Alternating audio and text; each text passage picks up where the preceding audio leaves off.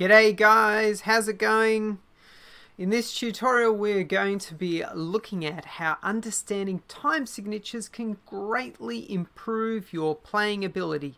So if you suffer from playing out of time, then you will want to know about this subject. So what is a time signature? A time signature is a short repeating cycle of beats. An example of a cycle is counting 1, 2, 3, 4 and then starting over again 1, 2, 3, 4 and so on. Now the most common cycle length is 4 beats. However, a time signature can be any number of beats as long as it is longer than 1 beat. Okay, so here on the page above me, you can see a time signature, which is this 4/4 here. It's basically just a fraction. And in written music, it is displayed after the key signature, which is here. Now, if you don't know what a key signature is, don't worry about them, as at this stage, it's not important to understanding a time signature.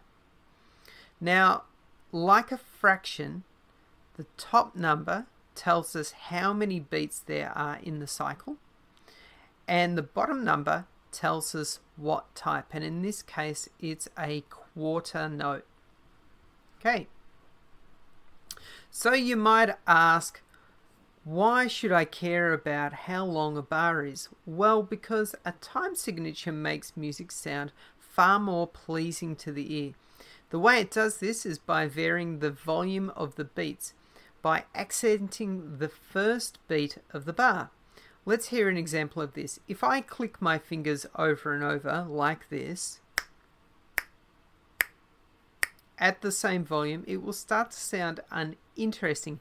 However, if I accent the first click of every 4 like this,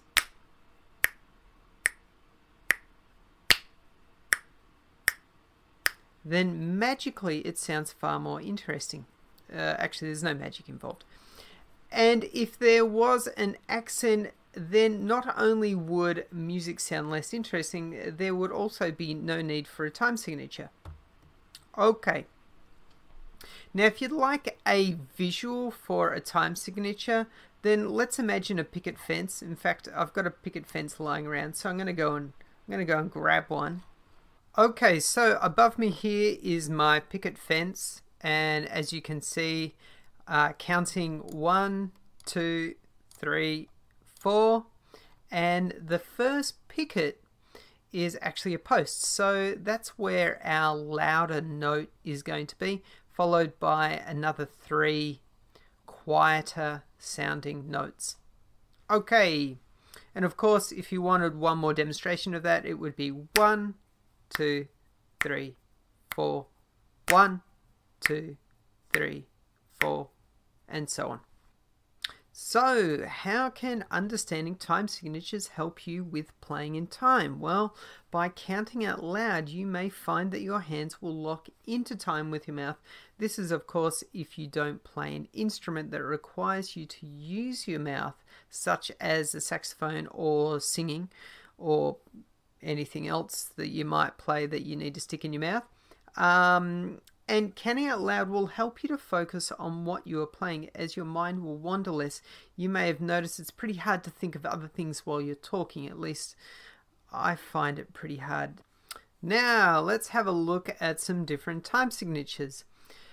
The most common time signature is 4/4 and is also known as common time. Sometimes it is written as a C, which is here.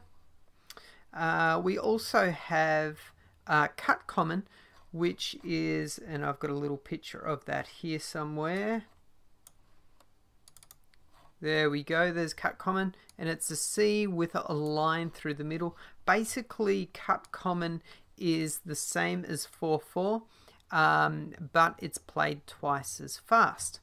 And of course, 4/4 is counted 1, 2, 3, 4, 1, 2, 3, 4. There are also different time signatures that are commonly used in different styles of music. For example, 2/4, also known as a march, is heard in, you guessed it, marching and military band music. Think left, right, and 2/4 is counted 1, 2, 1, 2. Of course, 2/4 only has 2 beats in the cycle.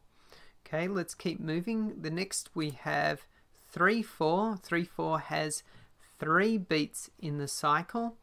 And 3/4 is commonly referred to as a waltz, which you may have learnt at a dance class in school or seen in an old black and white movie.